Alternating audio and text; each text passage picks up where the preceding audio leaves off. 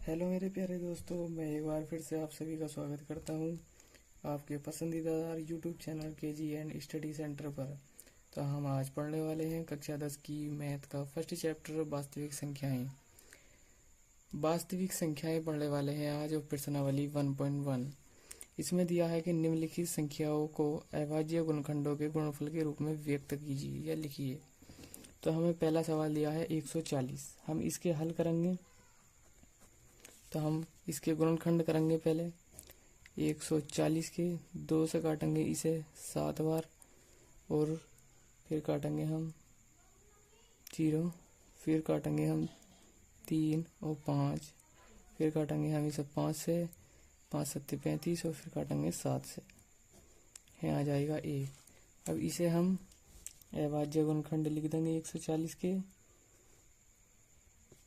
2 गुणा 2 गुणा 5 गुणा 7। इसे हम ऐसे लिख सकते हैं 2 की पावर 2 गुणा 5 गुणा 7। ये हमारा आंसर हो गया।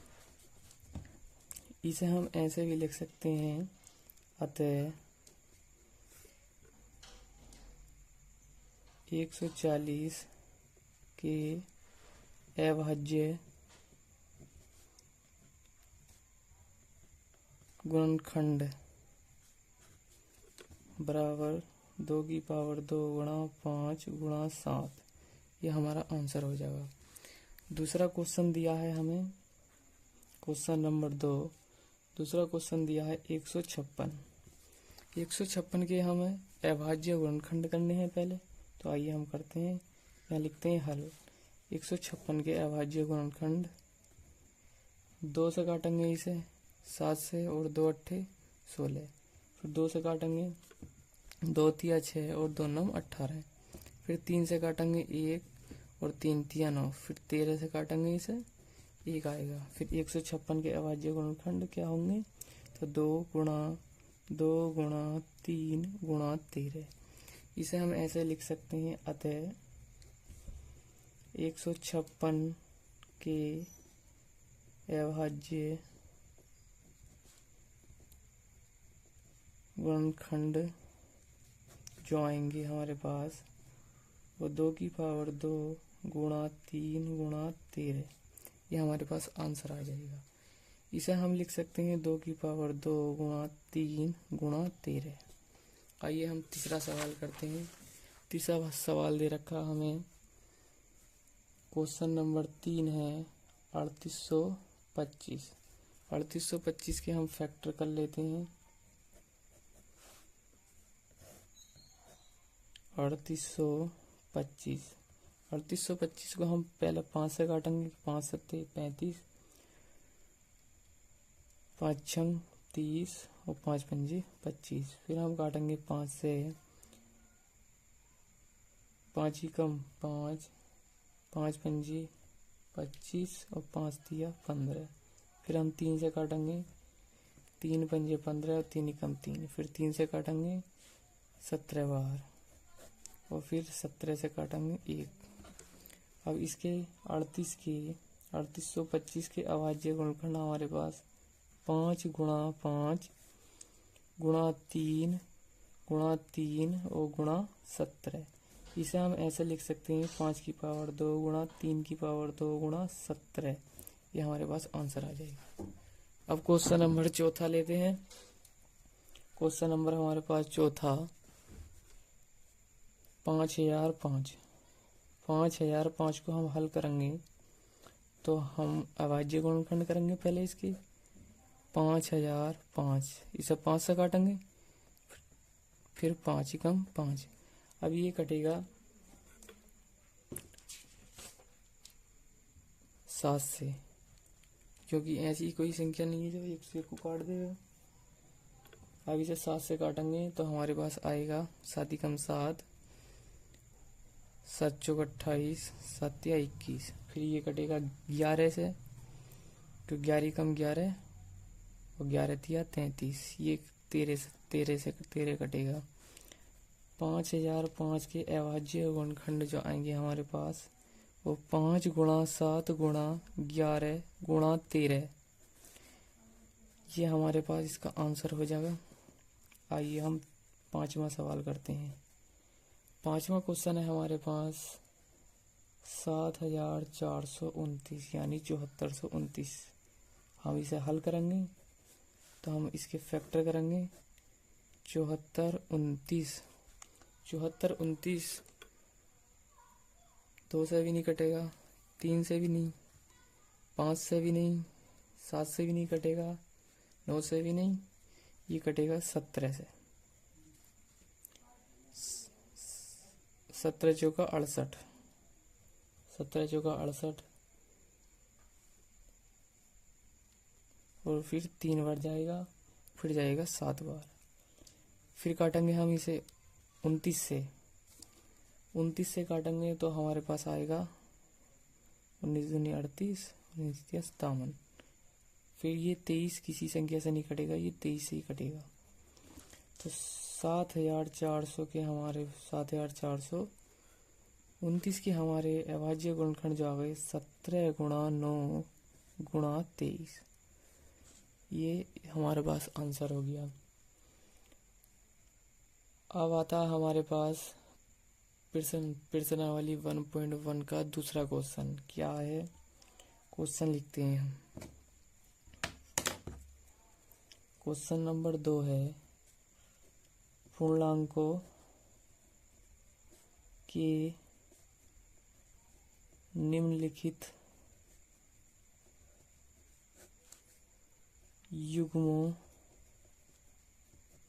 के HCF और LCM ज्ञात कीजिए तथा उत्तर की जांच भी कीजिए। यदि संख्याओं का गुणनफल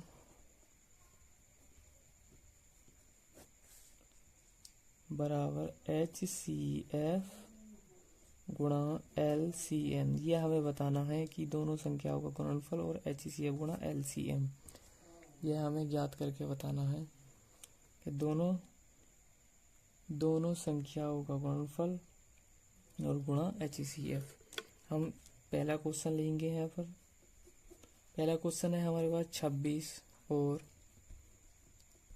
91। 26 और 91 को हम ऐसे हल करेंगे। पहले लिखेंगे 26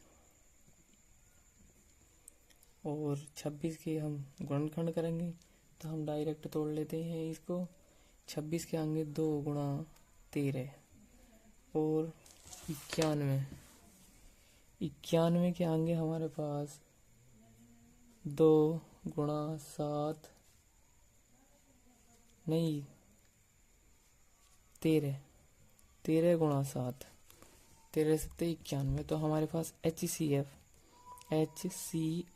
जो आएगा 26 और 91 का वो हमारे पास 13, क्योंकि 13 इसमें भी है और इसमें भी है।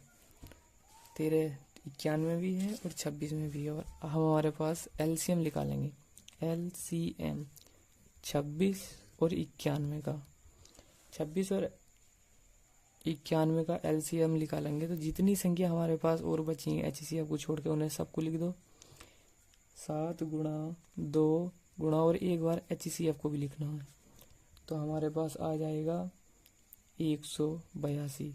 7 दूनी 14 और 14 13 182 है। ये हमारे पास आंसर हो गया। अब ये कह रहे हैं कि उत्तर की जांच करके ये बताइए कि HCF गुणा LCM बराबर है A गुणा B, यानी पहली संख्या और दूसरी संख्या के।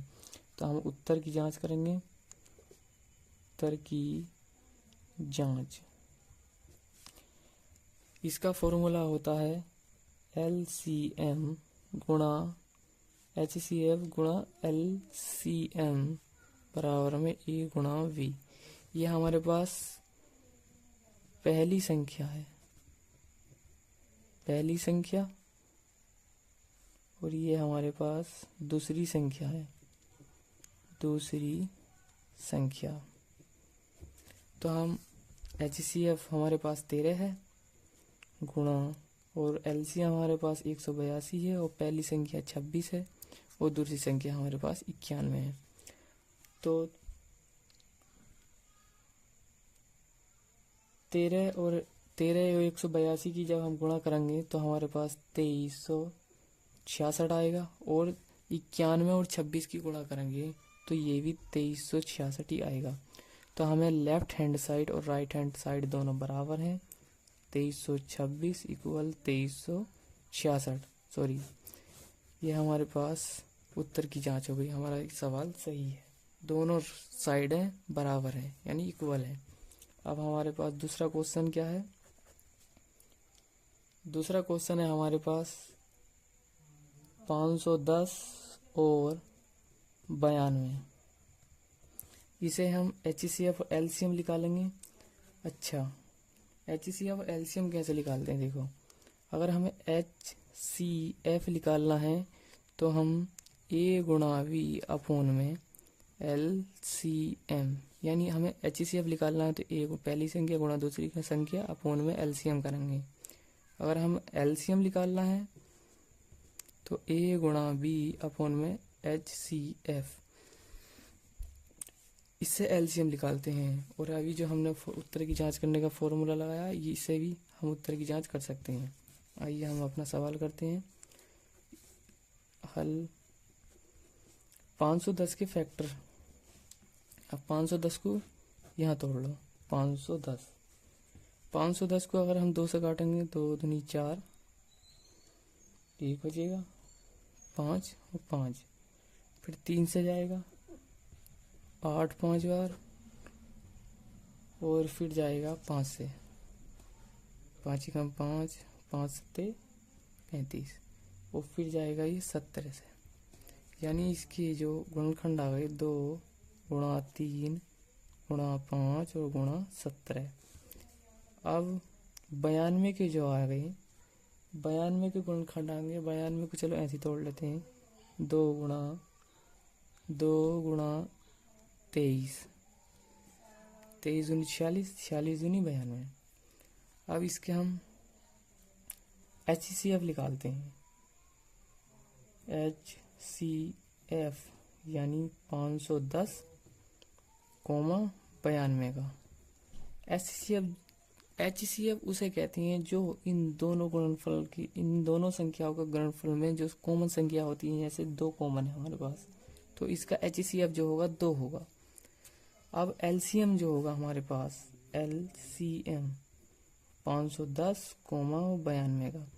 अब जितनी HCF को छोड़ के जितनी संख्या बची है सब लिख दो, 3 गुणा 2 गुणा 5 गुणा 17 और गुणा 23, 3 भी है, 1 2 3 4 5, 1 2 3 4 5। अब इसमें HCF भी एक बार लिख दो।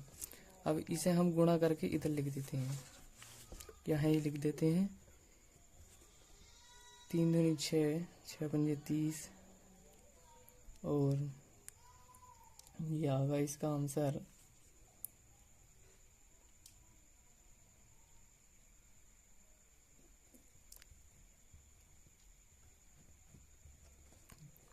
0 है,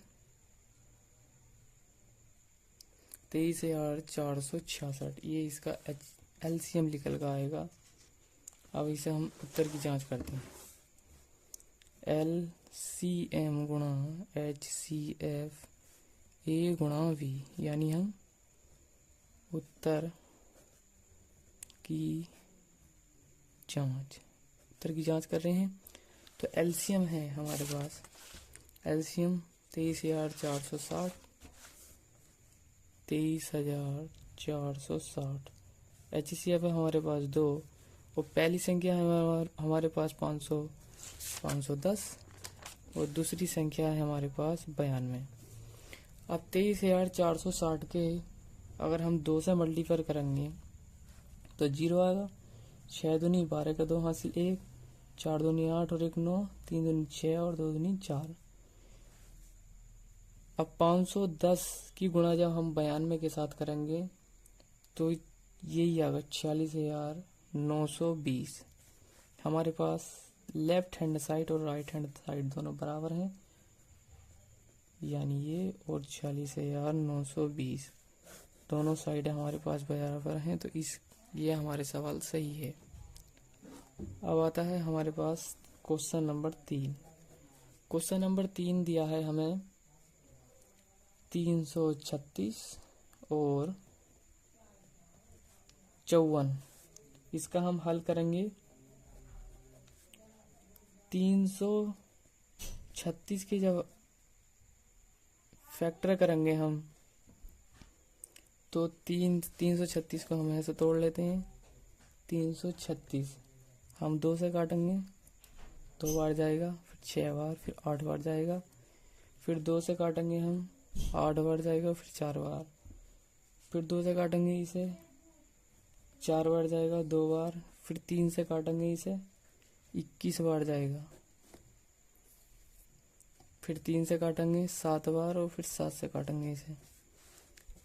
अभाज्य गुणनखंड 336 के 2 गुणा 2 गुणा 2 1 2 3 1 2 3 गुणा 3 गुणा 3 और गुणा 7। यह हमारे पास 336 के आ गए। 54 के हम निकालेंगे। अब 54 के इसे हम 2 से काटेंगे, 2 बार जाएगा और फिर 7 से काटेंगे, 7 दूनी 14, 3 से काटेंगे, 3 सत्ते 21 और 7 से फिर 54 की जो हमारे पास अभाज्य गुणनखंड आए वो 2 गुणा 3 गुणा 7। अब इसका हम HCF निकालेंगे। 336 और 54 का क्या निकाल लें हम HCF। जो संख्या हमें कॉमन मिलेगी वही हमारे पास HCF होगा। तो हमारे पास इसमें 2 कॉमन है, ये 3 कॉमन है, तो इसे लिख देते हैं 2 गुणा 3। हमारे पास आ जाएगा 6। अब LCM निकालेंगे। LCM 336 और 54 का, तो जितनी संख्या HCF को छोड़ के बची है सब लिख दो। 2 गुणा 2 गुणा 3 गुणा 7 गुणा 7 और जो HCF आया उसे भी लिख दो एक बार। इन सबकी गुणा करने के बाद हमारे पास आएगा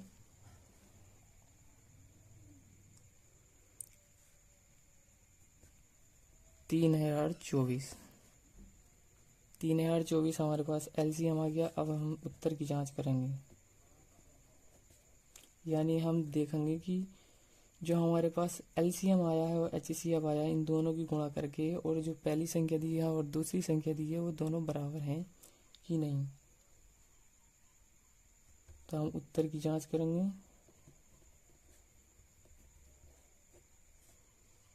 जांच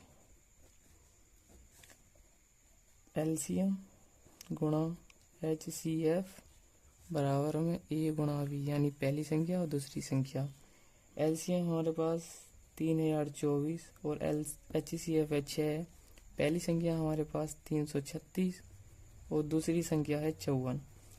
अब 6 की मल्टीपल हम 3024 से करेंगे तो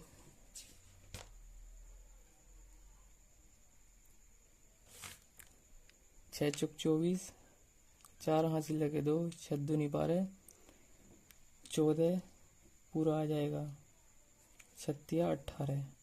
इसकी हम मल्टीपल करेंगे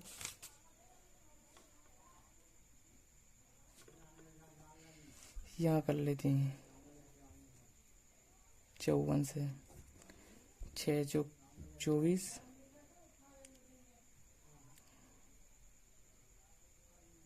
36 18, 20 2, यानी इसका भी यही आंसर आएगा 18,1404 और 18,1404। यही इसका HCF और LCM गुणा करके और ए गुणा बी दोनों साइड इक्वल आ गई। अब हमें दे रखा है क्वेश्चन नंबर 3, अभाज्य वर्णखंड विधि द्वारा निम्नलिखित पूर्णांकों का एचसीएफ और एलसीएम ज्ञात करने हैं। अभाज्य वर्णखंड विधि द्वारा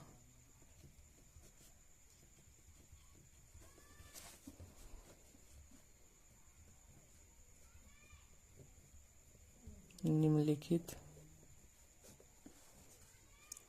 पूर्णांकों के एचसीएफ और एलसीएम ज्ञात कीजिए। हमें इस प्रश्नावली में एचसीएफ और एलसीएम ज्ञात करने के लिए कहा गया। तो पहला क्वेश्चन लिखेंगे हम 12, 15 और 21।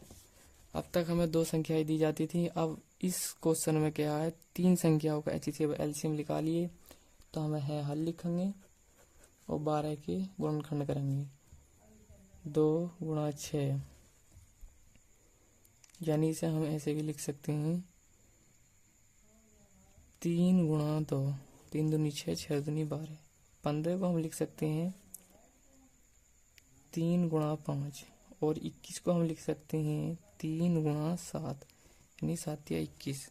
अब हमारे पास एचसीएफ जो निकल के आएगा, जो कॉमन फैक्टर होंगे वो निकल के आएगा हमारे पास। ये 3, ये हमारे पास 12, 15 और 21। इस संख्या का एचसीएफ जो होगा हमारे पास वो 3 होगा और 12, 15, 21 का एलसीएम जो होगा हमारे पास, जो संख्या और बची हैं उन्हें सबको लिख दो। तो 2 गुणा 2 गुणा 5 गुणा 7 और जो एलसीएम आया है आपके पास एक बार वो भी लिख दो। तो हमारे पास इसकी गुणा करके आएगा 2 4, 4 पंजे 20,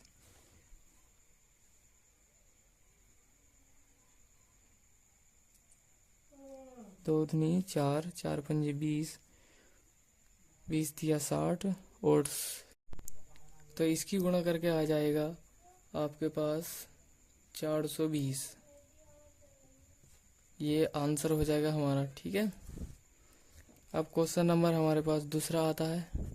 क्वेश्चन नंबर दूसरा है 17, 23 और 29। इसका हम हल करेंगे। यहाँ हम हल लिखते हैं। 17 के गुणनखंड करेंगे तो 17 गुणा 1 आएगा, क्योंकि 17 अभाज्य संख्या है, किसी संख्या से नहीं कटेगी, खुद से ही कटेगी। 23 के गुणनखंड करेंगे तो 23 ही कम 23, क्योंकि ये भी एक अभाज्य गुणन संख्या है, तो ये भी खुद से ही कटेगी। अब 29 के गुणनखंड करेंगे तो ये भी 29 ही कम 29, यानी एक ही है, एक से ही भाग जाएगी, यानी खुद से ही स्वयं से कटेगी। तो हम एचसीएफ यानी 17, 23 और 29 के एचसीएफ निकालेंगे तो 1 आएगा, क्योंकि हमें एक ही कॉमन मिल गया है, इसमें और कुछ कॉमन है ही नहीं। एलसीएम निकालेंगे 17 गुणा 23 29। एलसीएम जो आएगा हमारे पास वो और जो संख्या बची है इसे उन्हें लिख दो सबको। 17 गुणा 23 गुणा 29, इनकी गुणा करके जो आएगा हमारे पास वो आएगा 11,339। ये हमारे पास इसका आंसर आ जाएगा। 11,339 का एचसीएफ 1 और एलसीएम 11,339। अब क्वेश्चन नंबर हमारे पास तीसरा आता है, वो आता है 8, 9 और 25। यहाँ हल लिखते हैं हम। 8 की जब हम गुणनखंड करेंगे तो 2 गुणा 2, 2 दूनी 4, 4 दूनी 8। 9 की जब हम गुणनखंड करेंगे 3 गुणा 3, 3 तिया 9, वो 25 के करेंगे तो 5 गुणा 5। अब इसमें से हमें HCF यानी कॉमन कुछ नहीं मिल रहा। जब हमारे पास कॉमन कुछ नहीं मिलता, 2 गुणा 2 गुणा 2 यानी 1 और आएगा, इसके पास इसके साथ भी 1 आएगा और इसके साथ भी 1, तो हमारे पास जो HCF आएगा वही 1 आ जाएगा इनका। यानी हम HCF कितने का 8, 9, 25 का जो HCF जो होगा 1 आ जाएगा। वो LCM 8, 9, 25 का जो LCM होगा उन सब संख्याओं को लिख दो। हमारे पास 2 गुणा 2 यानी 3 बार 2, 2 गुणा 2 गुणा 2 गुणा, अब दूसरी संख्या 3 गुणा 3, 3 गुणा 3 गुणा 5 गुणा 5। अब इनकी सबकी गुणा करके लिख दो, LCM आ जाएगा।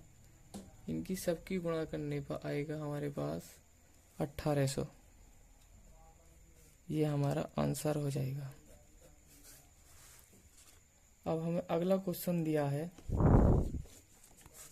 अगला क्वेश्चन दिया है हमें HCF 306 और 657 का 9 है दिया है HCF, और LCM 306 और 657 का हमें ज्ञात करना है। यह वाला क्वेश्चन करना है। इसे हम क्वेश्चन को लिख लेते हैं। क्वेश्चन नंबर 4 क्या है? HCF 306 और 657 का बराबर 9, ये दिया है हमारे पास। इसका HCF दिया है। LCM निकालना है हमको। 306 और 657 का हमें LCM निकालना है। ज्ञात कीजिए। तो हम यहाँ हल लिखेंगे इसका। हमें HCF दिया है 9, तो हम 306 और 657 का HCF या लिख देंगे 9, और LCM निकालना है, ये निकालना है। तो हमने एक फॉर्मूला बताया था आपको। अगर LCM निकालना है तो हम LCM इक्वल में 306 यानी दोनों संख्याओं का की गुणा करेंगे और बटे में HCF लिख देंगे।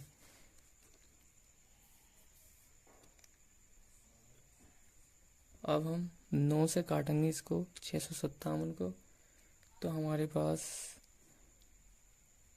9 7 63 और 3 यानी LCM इक्वल 306 गुणा 73। और LCM जो आएगा हमारे पास वो आ जाएगा 22,338। ये हमारे पास इसका LCM 306,657 का जो होगा 22,338, ये हमारे पास आंसर आ जाएगा। अब हमारे पास आता है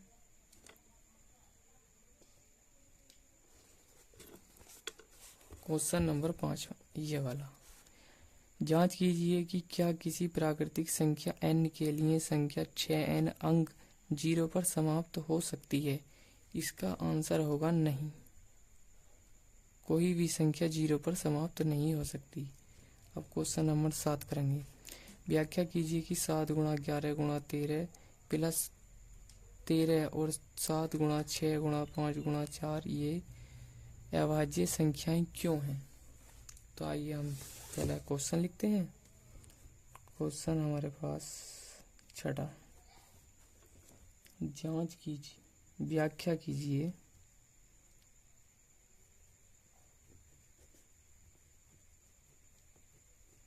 कीजिए कि 7 गुणा 11 गुणा 13 प्लस 13 और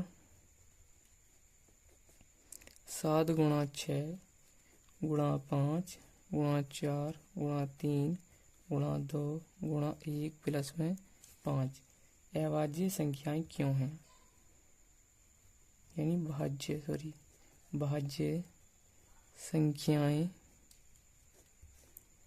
क्यों हैं, यह हमें बताना है कि ये जो संख्याएं दे रखी हैं ये और ये भाज्य संख्याएं क्यों हैं। तो यहाँ हम हल लिखेंगे और इनकी जांच करेंगे।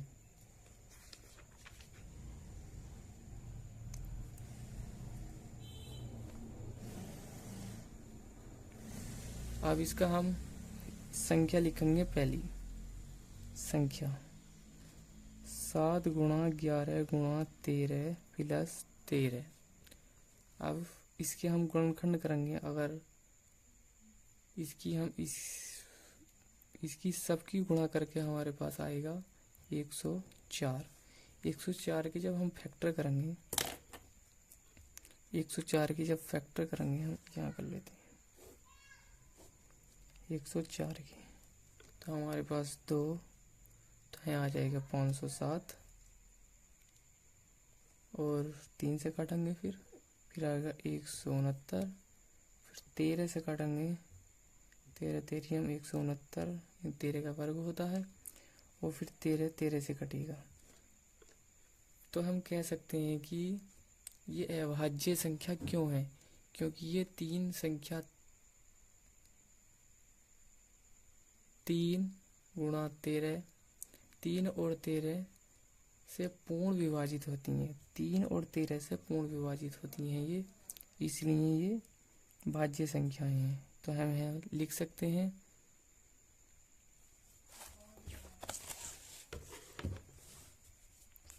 संख्या 7 गुणा 11 गुणा 13 प्लस 13 इक्वल में 104 भाज्य संख्याएं हैं, क्योंकि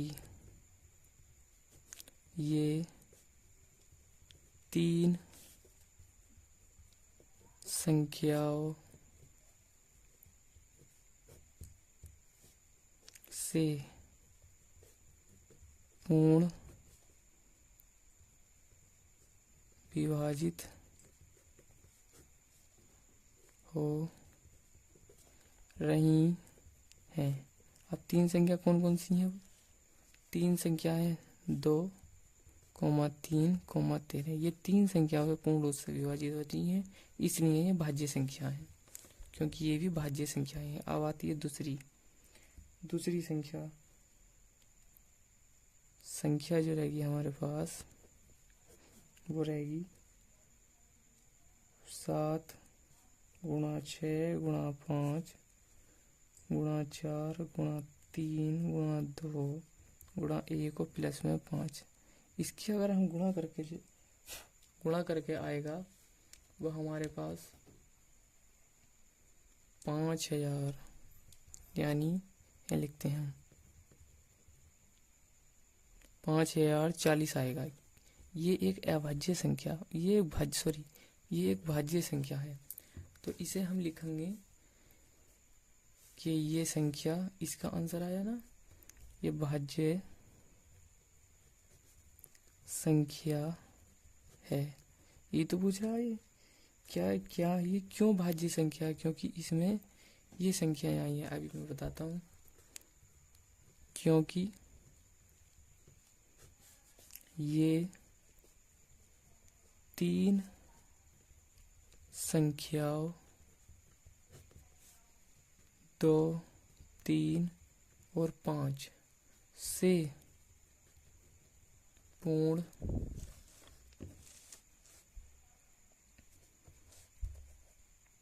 विभाजित हो रही हैं। ये हमारे पास इसका आंसर हो गया। अब क्वेश्चन हमारे पास 7वां आता है। किसी खेल के मैदान के चारों ओर एक वृत्ताकार पथ है। इस मैदान का एक चक्कर लगाने में सोनिया को 18 मिनट लगते हैं, जबकि इसी मैदान का एक चक्कर लगाने में रवि को 12 मिनट लगते हैं।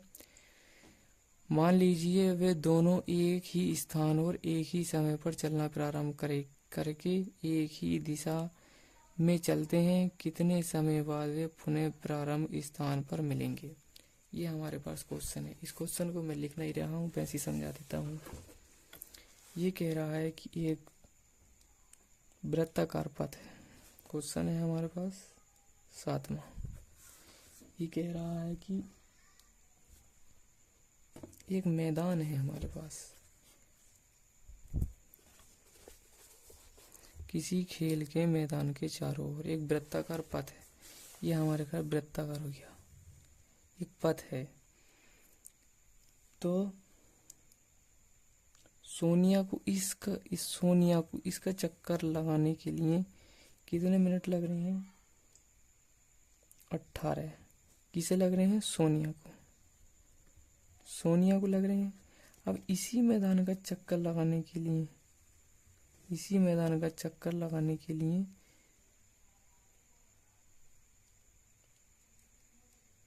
12 मिनट लग रहे हैं। 12 मिनट किसे लग रहे हैं? रवि को। तो ये पूछ रहा है कि ये जो वृत्ताकार पथ है कि दोनों जने एक चक्कर यानी एक साथ कब मिलेंगे, एक पॉइंट पर कब मिलेंगे। तो आइए इसका हम हल कर लेते हैं। तो हम इसका गुणनखंड करेंगे 18 के। 2 9 18, 3 तिया 9, 3 एकम 3। या 18 के हमारे पास गुणनखंड आ गए 2 गुणा 3 गुणा 3। अब हम 12 के करेंगे। 2 छंग 12, 2 तिया 6 और 3 एकम 3। यह हमारे पास 12 के आ गए। 2 गुणा 3।